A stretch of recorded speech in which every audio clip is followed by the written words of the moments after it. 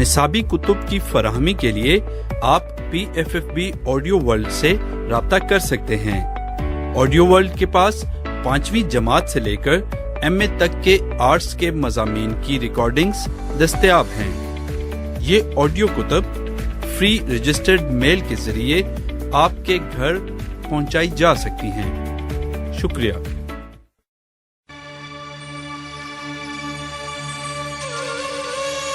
Gauri, Ajit Kaur, cassette number 3।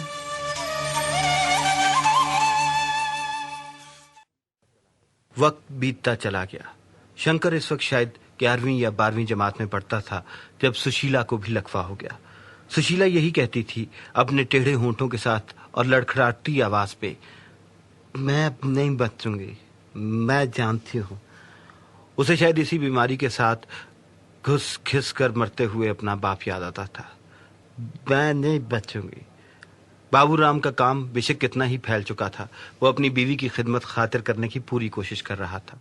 बाकी गोरी तो थी ही, उसका पाखाना पेशाब उठाने से लेकर चम्मच के साथ सूप पिलाने तक वो सारे काम करती। वो भूल चुकी थी कि इसी सुशीला ने उसके ऊपर कितने जुल्म किए थे। उसका मिजाज ही भूल जाना था और माफ कर देना, और वो कुछ कर भी नहीं सकती थी। सुशीला को कई दफा खुद अपने जुल्म याद आते, लेकिन फिर वो खुद ही अपने मन के साथ समझौता कर लेती। मैं तो इसे नहीं लाई थी, मैंने तो इसे धरती से जुदा नहीं किया था। जो लाया था वो जाने, इसके पाप जाने। मुझे क्या, अगर पैसे देकर लाए और कमाई भी मेरे बाप की, मैंने बल्कि इससे सहारा दिया।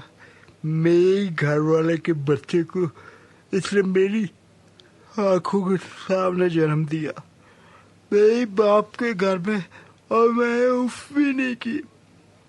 मैं और क्या कर सकती थी? समझौता किया सारे हालात के साथ। बेटा पैदा करके दिया उसे, लेकिन उसने भी कौन सा सुख दिया मुझे? कौन सा मेरी चारपाई पे आके बैठा?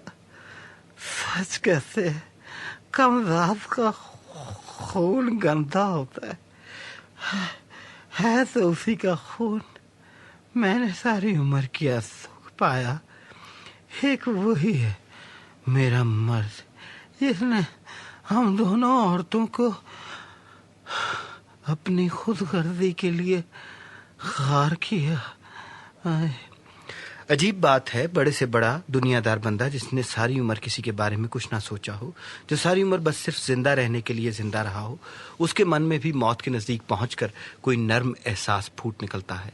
खुद ब खुद मौत के नजदीक पहुंचकर बंदा वो सोचना लगता है जो उसने सारी उम्र ना सोची हो।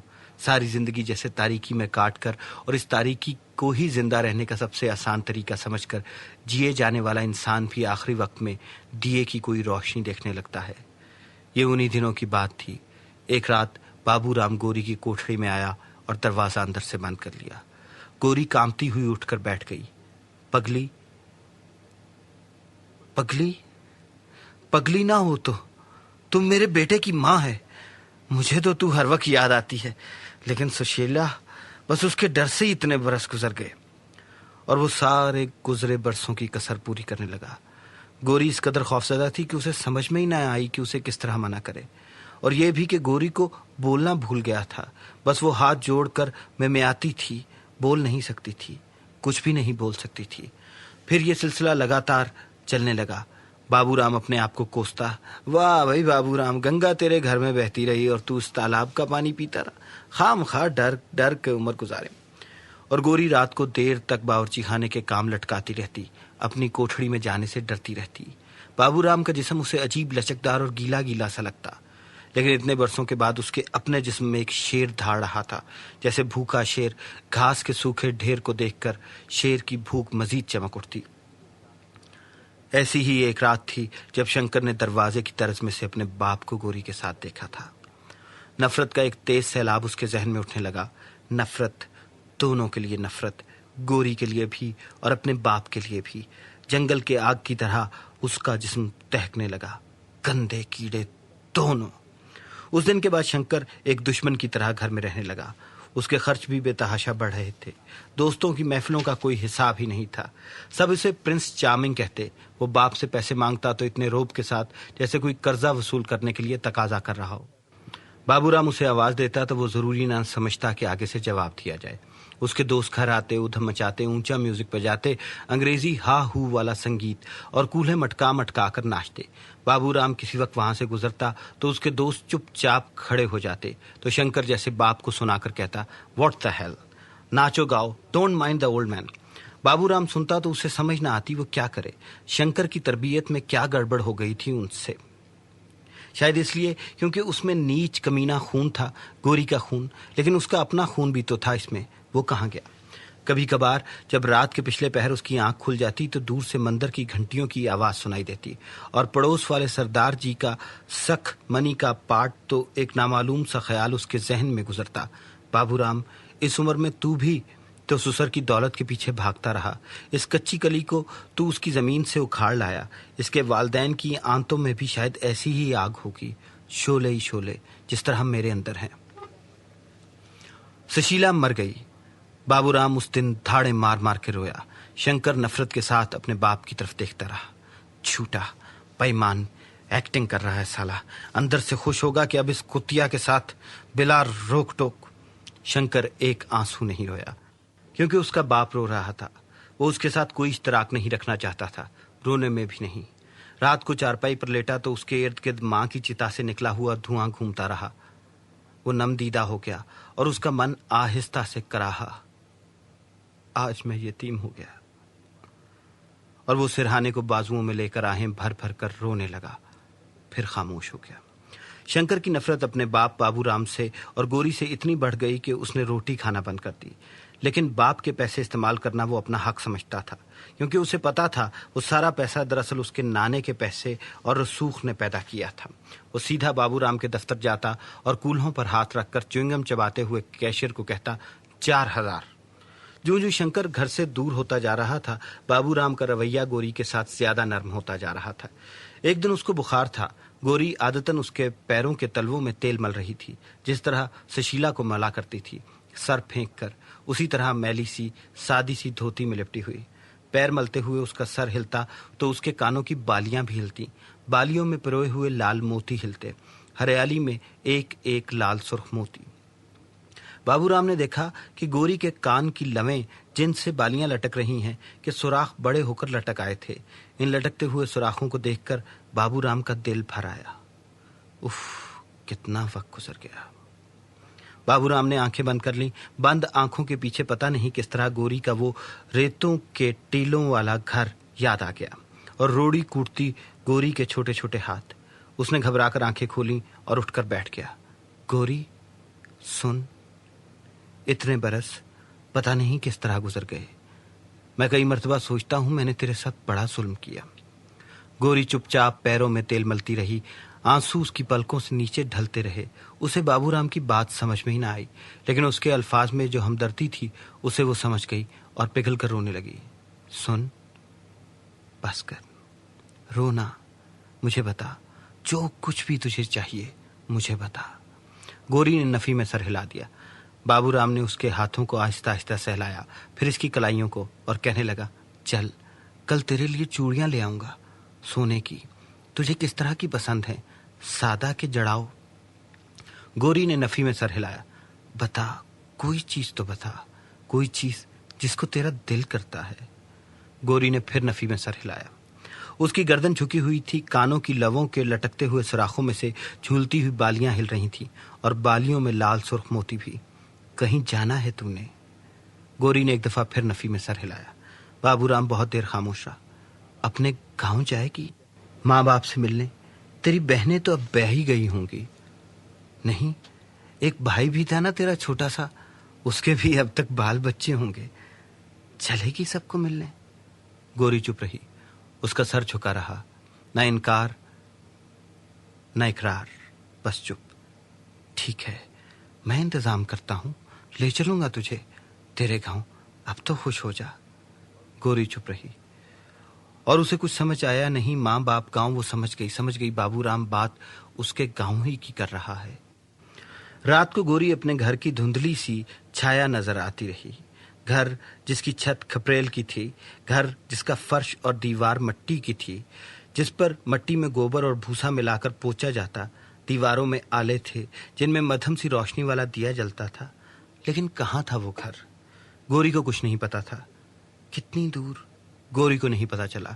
सिर्फ घर के इर्द गिर्द बिखरी हुई खुश्क रेत याद थी और अपनी मरियल सी बकरियां और छोटे छोटे मुर्गे जो दाना दुनका चुगते फुदकते फिरते रहते। माँ का चेहरा, बाबा का चेहरा, चाची धनिया का चेहरा, बहनों के चेहरे, भाई का चेहरा, सब वक्त की उड़ती हुई रेत में गुम हो गए थे। हत्ता के किशन का चेहरा भी याद नहीं आ रहा था। सिर्फ वो तख्ती याद थी और कानी तराश की बनाई हुई कलम और मट्टी की दवात जिसमें काली रोशनाई की पुड़ियां किशन रात को भिगो देता और सुबह तक काली रोशनाई तैयार हो जाती। एक बात गोरी को अभी तक पूरी तरह याद थी। वो किशन को कहती थी, तेरी कलम चिड़िया है, दवात इसका घोंसला है। इनमें से अपने काले काले बच्चे निकालकर तेरी तख्ती पर बिठाती जाती है ना। और यह भी याद था कि किशन की तख्ती पर पड़े हुए अल्फाज को देख देख कर वो भी अपनी उंगली के साथ रेत पर अल्फाज लिखती होती थी। अब इन अल्फाज को अब तक हवा उड़ा ले गई होगी। शायद नहीं, गोरी सोचती। बाबूराम ने सचमुच जाने की तैयारी कर ली। उसने शंकर को साथ चलने को कहा। शंकर हकारत के साथ कहने लगा, क्यों? मैं कबाब में हड्डी क्यों बनूं? चाहे ऐश करें, हनीमून मनाएं।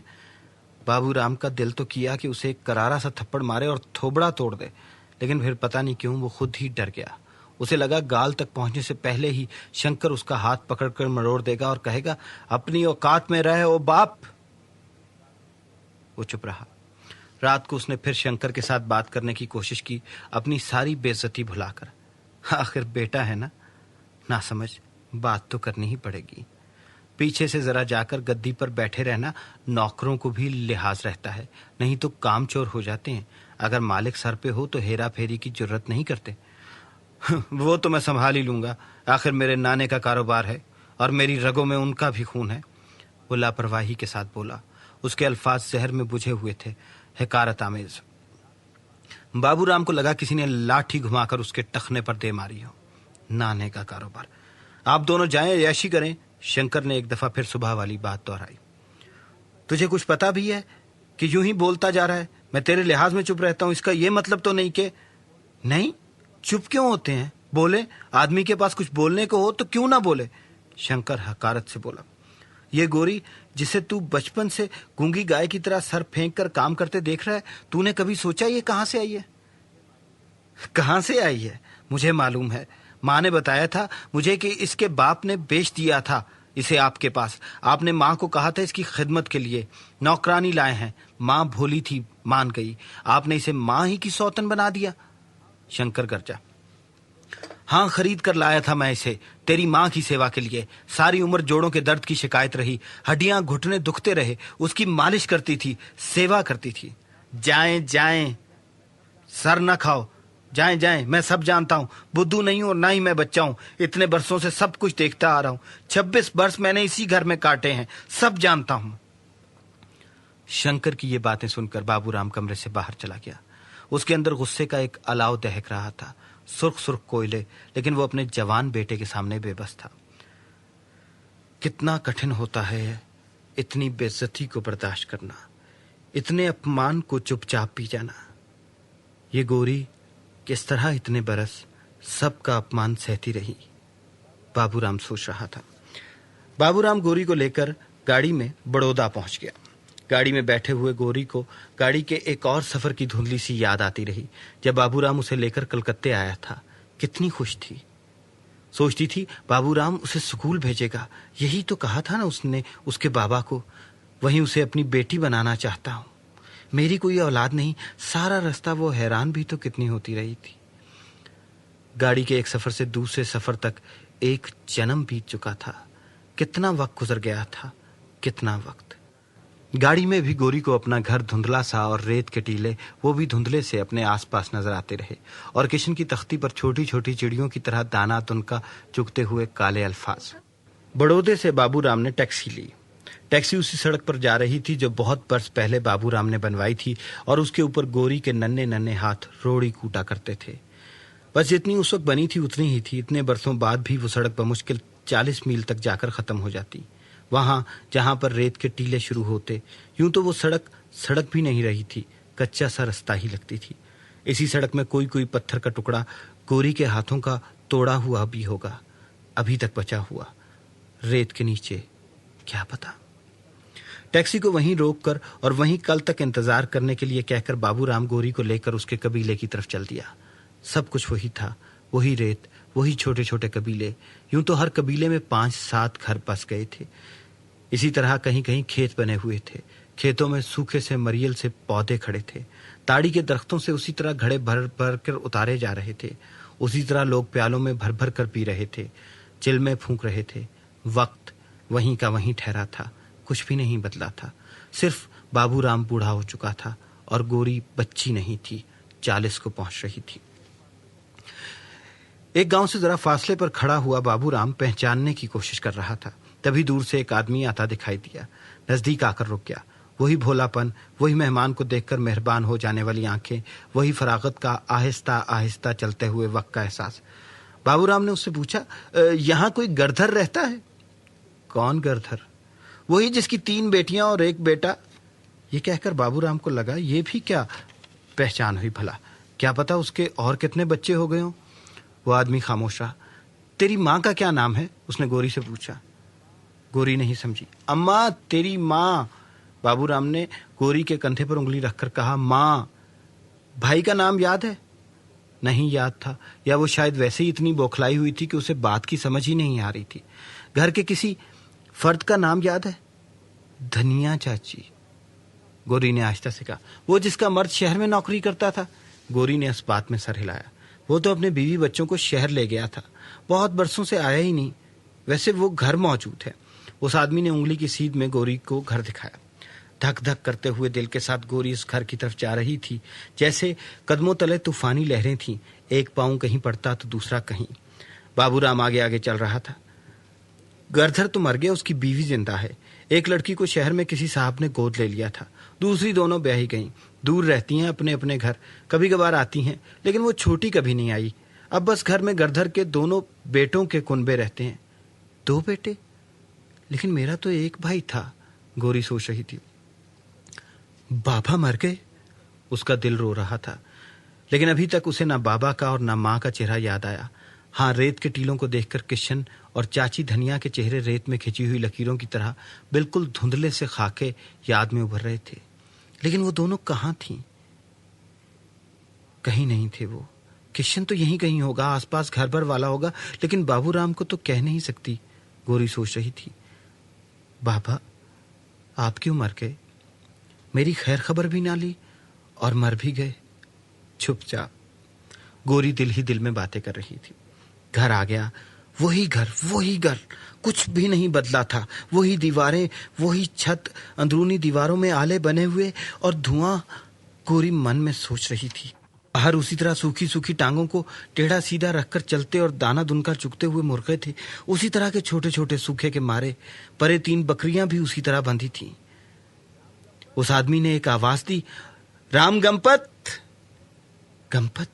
गंपत? शायद छोटे का नाम गंपत होगा, मेरे जाने के बाद पैदा हुआ होगा, गोरी सोच रही थी। उसका कलेजा धक धक कर रहा था।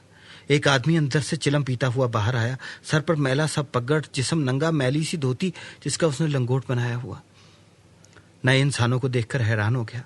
उस आदमी ने उसे अपनी बोली में कुछ कहा, फिर बाबूराम से हिंदी में पूछा, ये राम है, गंपत घर पे नहीं है, क्या काम है आपको इसके साथ?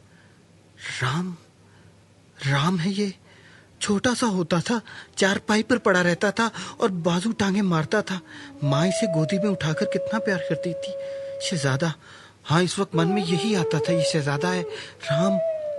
गोरी नहीं बोल रही थी, उसका मन बोल रहा था। ये उसकी बहन है गोरी। बहुत बरस पहले मैं इसे कलकत्ते ले गया था। इसके बाप गरधर ही ने भेजा था इसे मेरे साथ। बाबूराम ने उस आदमी को अपनी बात समझाई। उस आदमी ने अपनी बोली में राम को समझाई। ये गोरी है? इतने बरसों बाद? राम अब मुझे कलेजे से लगा लेगा। मेरा छोटा भाई इतने अरसे की बिछड़ी हुई बहन को अब कभी नहीं जाने देगा। फिर मैं क्या करूंगी? यहाँ ही रह पड़ूंगी। हाँ, बहुत अरसा नौकरी कर ली, अब मैं अपने घर में रहूंगी, अपने भाई भाभीयों के पास, मेरे माँ बाप की निशानियां, और मेरी 2 बहनें भी तो हैं यहाँ कहीं नजदीक ही ब्याही हुई। वो भी दौड़ी आएंगी जब सुनेंगी मैं आ गई हूँ। गौरी का मन चीख रहा था। उसके सारे बदन में अपने भाई के बाजुओं में लिपट जाने की ख्वाहिश में अजीब सी ममता उमड़ आई थी, लेकिन राम महज उसको तकता रहा। इसी दौरान में 2 औरतें, 4-5 लड़कियां, लड़के, 4-5 बच्चे दरवाजे में आ खड़े हुए। औरतों ने अपनी चादरों की कन्नी हाथ में पकड़कर दांतों में फंसाई। उस आदमी ने गैरों वाली आवाज में गौरी से कुछ कहा। गौरी को उसकी बात समझ नहीं आई। वो अपनी बोली भूल चुकी थी, वो बोलना भूल चुकी थी। उसका माँ जाया भाई उसके साथ बात कर रहा था और उसे उसकी बात समझ नहीं आ रही थी। उस आदमी ने बाबूराम से कहा, राम कहता है उसकी तो सिर्फ 2 बहनें हैं और वो दोनों यहीं हमारे गांव में ही ब्याही हुई हैं। इस बीबी को गलती लगी है, कोई और घर होगा। लेकिन राम के बाप का नाम गरधर ही था ना? हाँ, गरधर ही था। राम ने फिर कुछ कहा जिसकी गौरी को समझ ना आई। उस आदमी ने पूछा, ये कहता है इसे माँ का नाम पता है? माँ का नाम? माँ का नाम क्या था? माँ का नाम? गौरी को माँ का नाम ही याद नहीं आ रहा था। रमिया की माई? नहीं। याद की गर्द और रेत में से मध्यम सी आवाज उभरी, रमिया की माई। लेकिन उससे बोला ही नहीं गया। कितनी देर तकरार होती रही। बाबूराम ने सब कुछ याद करवाने की कोशिश की।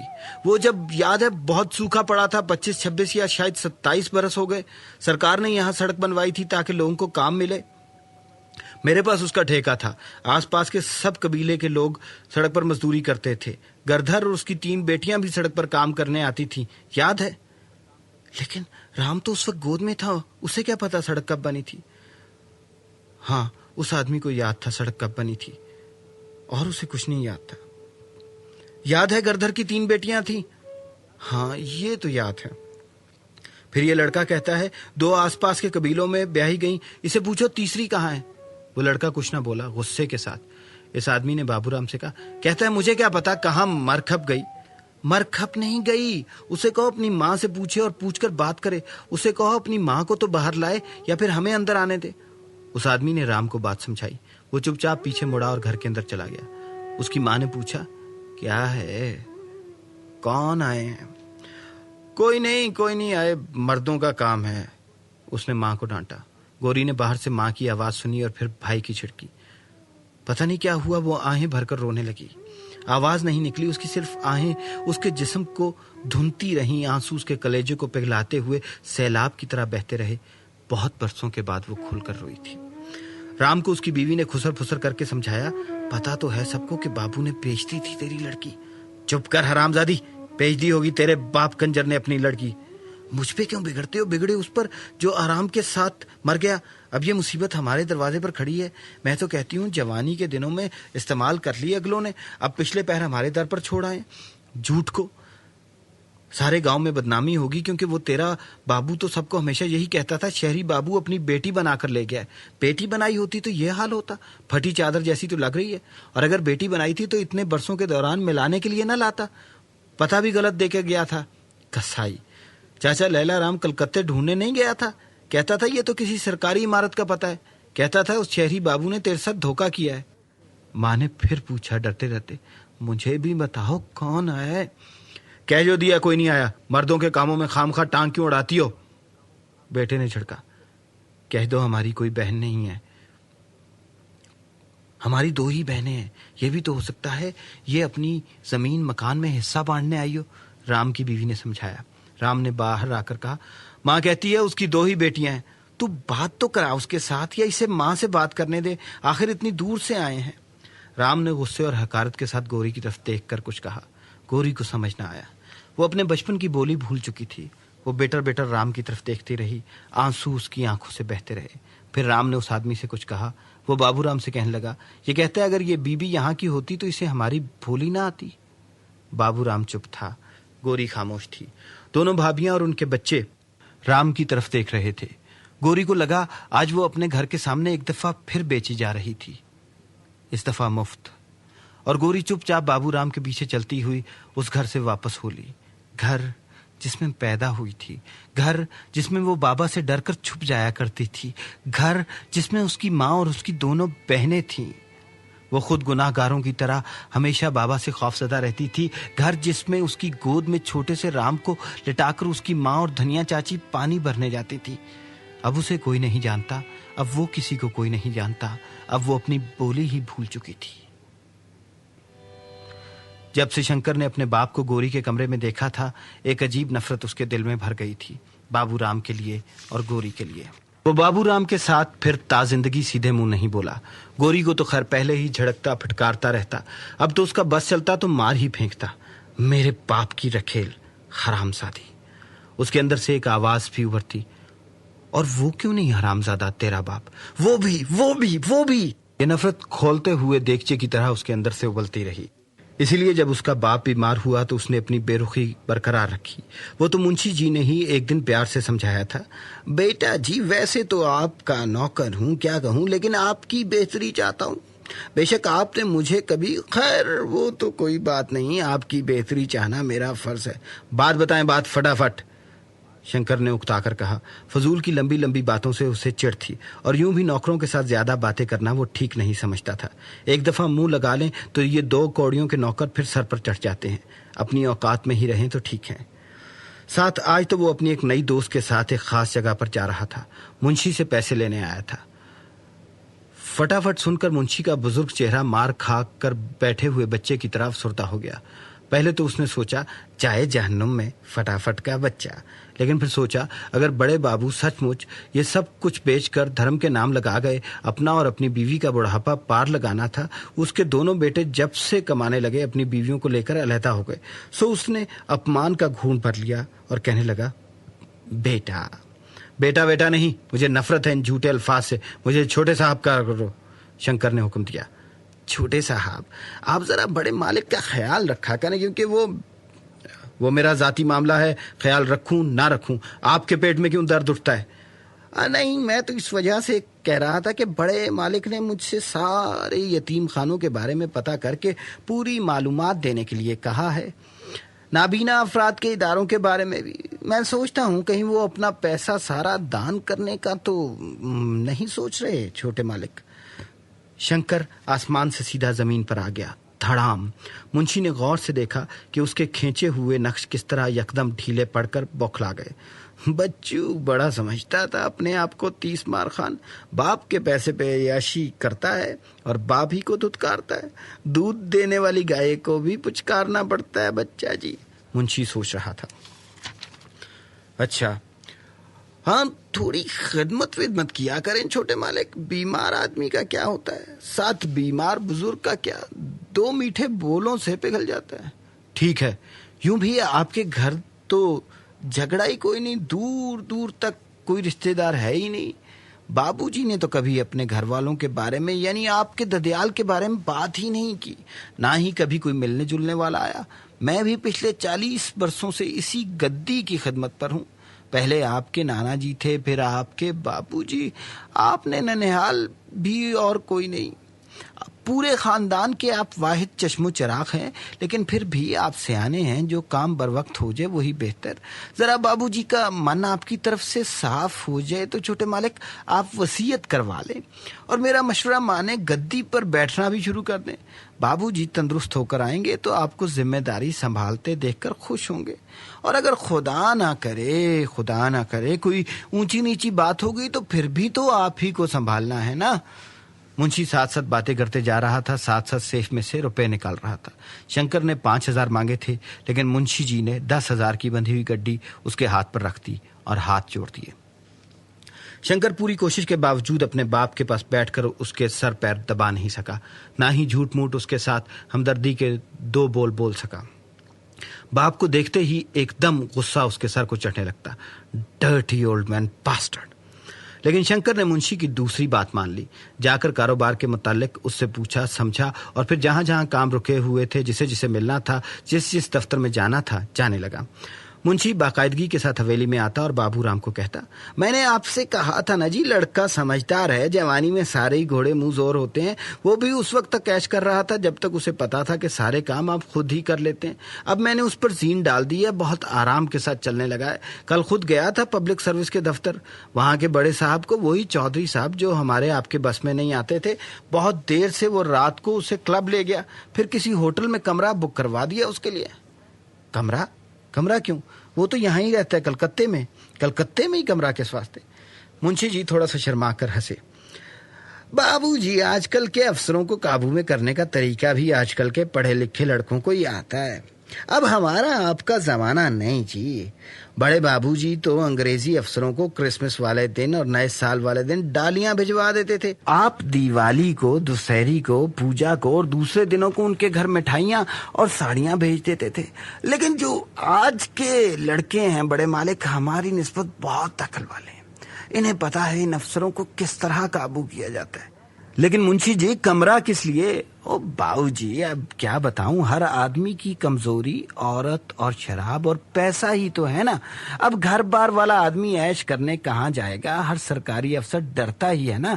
उसे सब कुछ चाहिए भी, लेकिन छुपने के लिए जगह भी चाहिए। अगर कोई अपने नाम कमरा बुक करवा दे किसी होटल में और उसमें सारा का सारा मनपसंद सामान इकट्ठा कर दे, तो वो बेफिक्री के साथ 2 घड़ी दुनिया के गमों से दूर भाग सकता है। और खतरा भी बिल्कुल नहीं। कमरा किसी और के नाम पर, लड़की को कोई और किराए पर लाया है और उसे इस अफसर का नाम पता कुछ भी मालूम नहीं। वलायती दारू का इंतजाम कमरे के अंदर मौजूद है। उम्दा रोटी होटल वाले पकाकर हाजिर कर देते हैं। और क्या चाहिए बंदे को, है कि नहीं जी? हाय राम, कैसा जमाना आ गया। जमाना तो हमेशा से बाबूजी ऐसा ही है। ऋषियों की तपस्या भंग करने के वास्ते इंद्र अपने दरबार की अप्सरा नहीं भेजा करता था।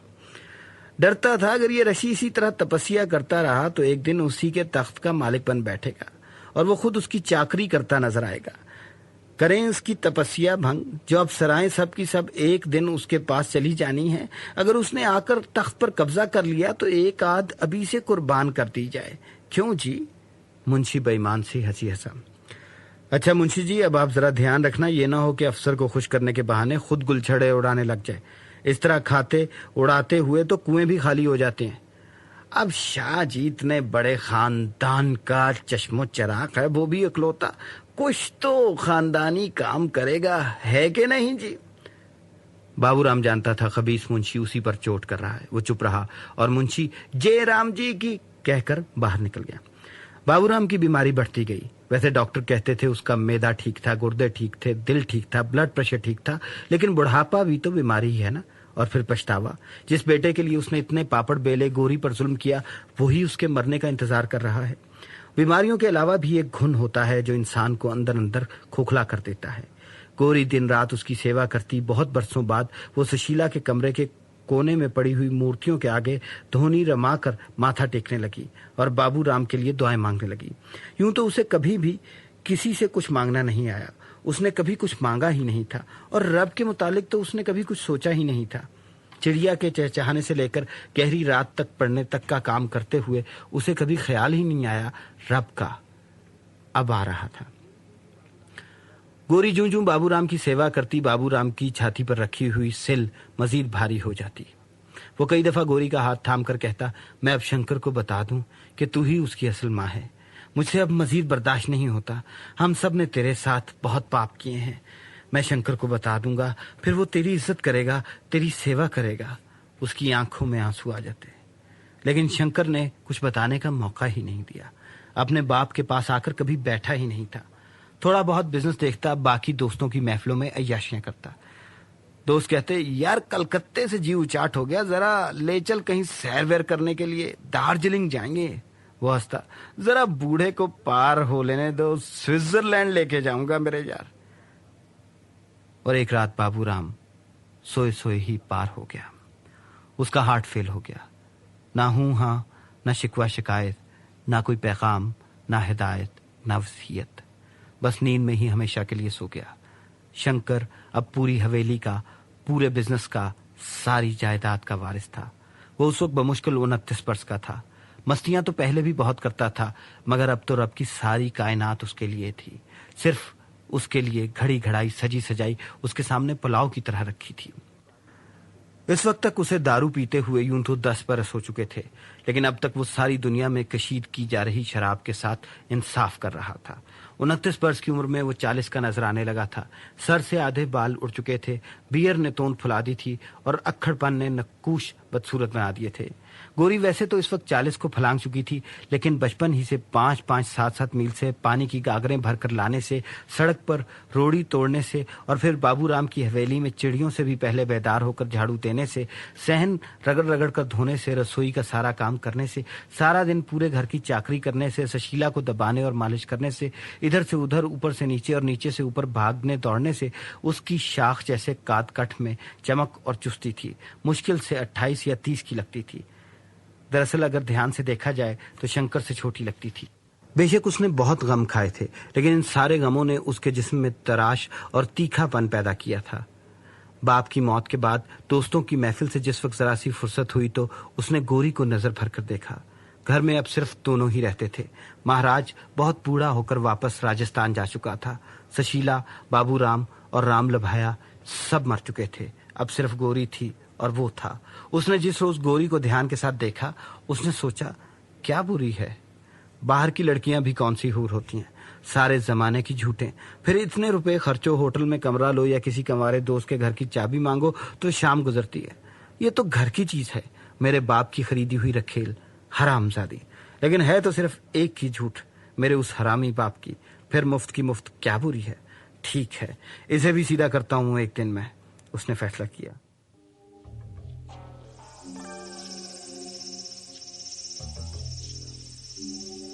एक रात जब वो शराब में मखमूर लड़खड़ाता हुआ घर आया तो उसने बावर्ची खाने में बैठी हुई गोरी की कलाई पकड़ ली और अपने कमरे की तरफ घसीटने लगा। मर्द चाहे मुंह से कुछ ना बोले, औरत उसकी आंखों की धार देखकर ही समझ जाती है इसके दिल में क्या है।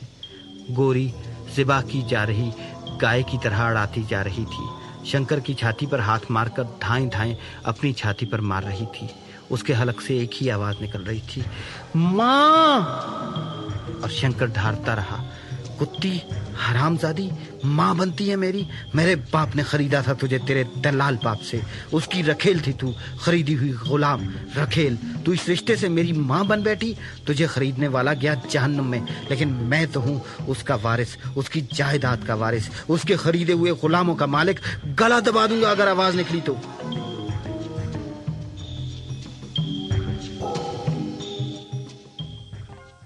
वो बावर्ची खाने में अपनी पीढ़ी पर बैठी थी, निढाल दीवार के साथ टेक लगाए। आंखें बंद करने पर भी सूरज की सुर्ख नीली पीली लहरें नजर आ रही थी। पता नहीं कितनी रात बीत गई, पता नहीं कितना वक्त बीत गया, पता नहीं कितने जमाने बीत गए, पता नहीं कितनी सदियां, कितने जन्म गुजर गए।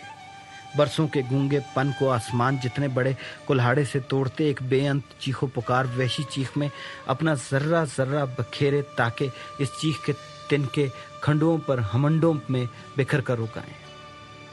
गोरी ने आंखें खोली, आसपास देखा। चूल्हा था जिस पर उसने तमाम उम्र लोगों के लिए रोटियां पकाई थी, लोग जो उसके कुछ नहीं लगते थे।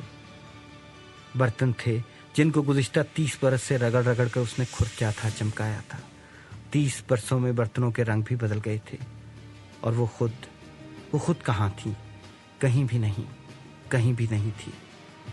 वो आहिस्तगी के साथ उठी, चावलों वाले भड़ोले के नीचे तक हाथ मारा, एक छोटी सी पोटली बाहर निकाली, आहिस्ता आहिस्ता इस मैले से चीथड़े की गिरहें खोली, बीच में से 2 बालियां निकाली जिनमें एक एक सुर्ख मोती लटक रहा था। उसने बालियां लोहे की एक रकाबी में रखकर चूल्हे पर रख दी। जो भी सुबह बावर्ची खाने का दरवाजा खोलेगा उसे सबसे पहले वही नजर आएंगी और उसे कहेंगी, इस घर में एक चीज मुझे मिली थी, तुझे जन्म देने का इनाम। तू उस जन्म से मुनकिर हो गया। तूने उस कोख को पलीद किया जिसने तुझे अपनी हिफाजत में रखकर अपना खून पिलाकर जिंदगी दी थी। ले ये बालियां, ये मैं तुझे देती हूँ। ये गाली है तेरे जन्म पर, तेरी जिंदगी पर गाली, बद्दुआ भी। ले और इसे बेचकर दारू पी ले। मेरे बाप को जितने पैसे तेरे बाप ने दिए थे वो आज मैंने तुझे लौटा दिए। दान ले ले, मेरा दान और मेरी बद्दुआ जो धरती के हर कोने तक तेरा पीछा करेगी। गोरी ने अपनी छोटी सी पोटली भी चूल्हे के पास ही रख दी, बाहर निकल आई। पिछले सहन का कुंडा खोला और पिछली गली में बाहर आ गई। रात थी, गहरी, सन्नाटा था, सुनसान। कहीं कहीं से कुत्तों के भौंकने की आवाजें आ रही थी। गोरी ने आसमान की तरफ देखा, कितना वसी था।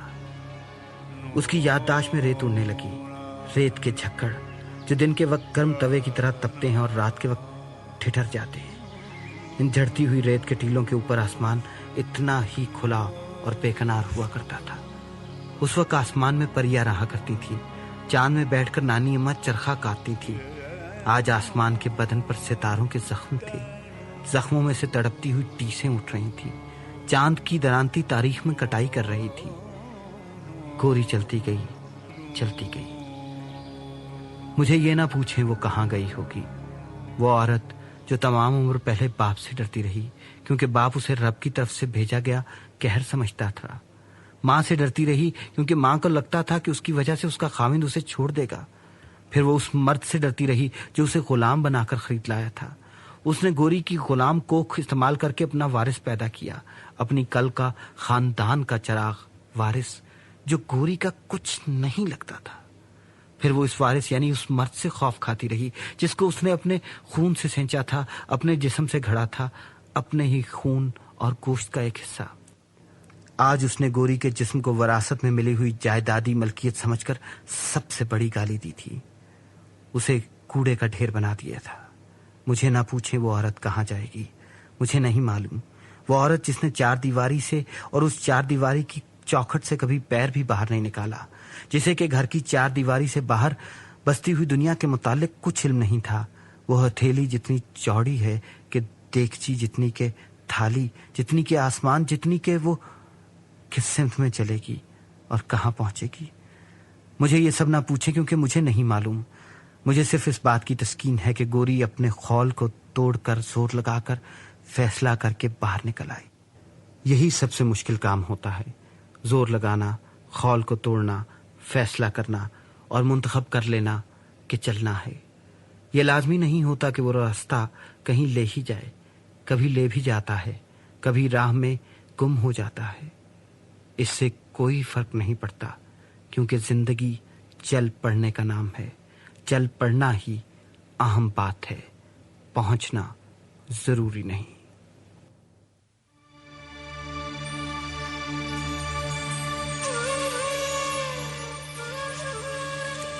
इसके साथ ही ये किताब अपने इख्तिताम को पहुंची।